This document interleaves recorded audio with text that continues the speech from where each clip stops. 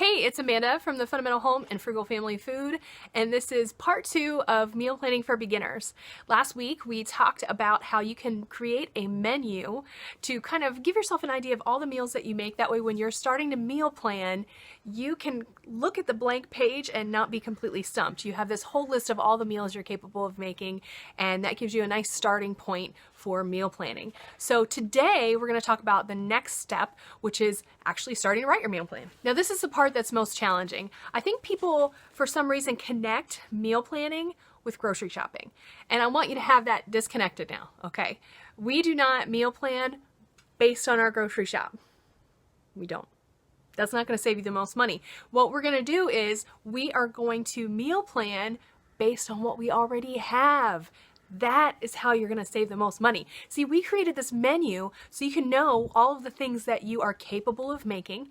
And then when you have that list of all those things that you're capable of making, you already know all of the ingredients that you need to keep on hand in order to make all of those meals. So what I want you to do is start getting a pantry list together. Develop a list of items that you need to constantly have on hand. And that way, when you're going to the grocery store, you're not buying to make particular meals. You're buying to stock your pantry so that you're capable of making all of the meals. They're on your list and you can make anything at any time. So what you're going to do is go through all of those different recipes and kind of list out all of the ingredients you need. And that's going to give you a pantry list that's going to be the basis of your grocery shopping. Do you understand the disconnect there? We are not going to grocery shop to make a meal plan. We're going to grocery shop to fill our pantry, and then from our pantry we'll make that meal plan. Do you see how that's connected? It's a little bit of a circle, but you get it, right?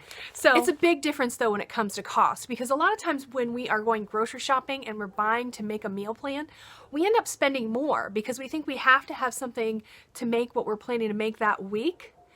And so because we have to have it that week, even if the price isn't low, we're going to pay a little extra. The difference is if we're grocery shopping to fill our pantry, then what we can do is we know we have to have, lots of chicken in stock. So when we see a great deal on chicken, it's like 69 cents a pound, then we know that's a great deal. I need to stock up on that. And we can just spend our grocery money stocking up on things for the pantry at the lowest possible price. And that way we can then meal plan based on those great priced items that are already in our house, rather than doing it in the opposite way. Okay. So I know it can be a little daunting. You probably got at least 30 meals on your menu. Don't be intimidated. A lot of them probably have the same ingredients, and you don't have to keep enough to make each and every one of those recipes. If it says chicken, you just need to make sure you have some chicken in the house. Or if several of your meals require chicken, you want to make sure you have more than 1 pound of chicken in the house, just to make sure that you have enough to make several during the week. If most of your meals are chicken, you want to be heavily invested in chicken. Versus if you only know how to make a few meals with pork, why would you get a lot of pork? You know what I mean? You only know how to make a few. So then you would know to focus more of your dollars on the things that you can in fact make. Kind of making sense? So this is how once you have a list of the meals and you can start looking at connections and start strategizing and start planning on how you're going to spend your money, you can start thinking about what you need to have on hand and how you're going to use it. And it's just that strategy that we're trying to work with. Because sometimes I think we go to the grocery store and we're like, that's a great deal. And we pick it up and we're like, I don't even know what to make with it, but I'm buying it. Okay? We're not doing that. We're filling the pantry to make what we know we can make.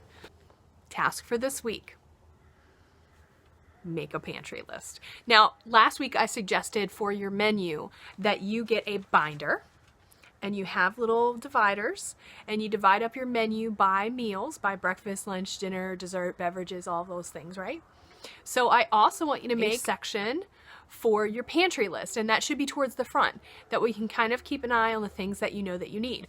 That way when you actually go shopping, you can take that pantry list around with you, take your little binder around and look and see what things you need. If you like to have smoked paprika in your pantry and you see that it's completely out, then when you make your grocery list, you're like, oh, we need smoked paprika. And you can totally reference that pantry list. Now, if you're working from a menu and a pantry list, does that mean that you're never going to experiment? No. No, it doesn't, because I encourage you to experiment. How else are you going to grow your menu? What I want you to do, though, is make sure your pantry is full so that you can take care of all the things that you know. And then if you have any extra money, then you can start experimenting with other things that are on sale.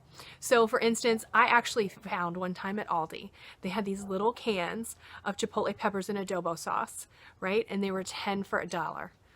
I literally have no idea how to use those. No idea whatsoever. But they were 10 for $1. It's like $1 for 10 of them. I picked them up anyway. I think I got 20 of them. I was like, let's get them. Because that's such a great deal, and I had the extra money in my budget. So then I started looking on Pinterest. What kind of recipes can I find with chipotle and adobo?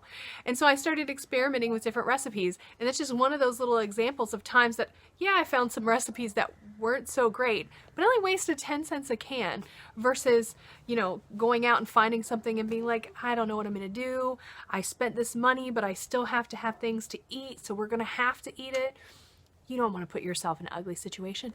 Make sure your pantry is full, and then you can try out your experiments. Feel free to try it out. Just have your menu and make your pantry list first. Okay, so this week, make a pantry list. That's your task. Come back next week. We'll do step 3 of meal planning for beginners. We're going to talk about the next thing you need to do to prepare yourself so that you're ready to go when it's time to make your meal plan. Okay? Thanks for hanging out with us. We'll see you guys next time. Bye. Hey, thanks for watching. I'm really glad you came to visit us here at the Fundamental Home. Make sure if you enjoyed this video that you click the like button, and also click subscribe right below me for more videos coming into your inbox all the time. And also, if you enjoy social media, we've got links up at the top here for Facebook, Twitter, Instagram, Pinterest, all the other fun things. And check out thefundamentalhome.com for more information about what we're doing all the time and how we do it, because there's way more details there. And here over to the right, we have some videos that I recommend. So thanks again for coming by, and we'll see you next time. Bye.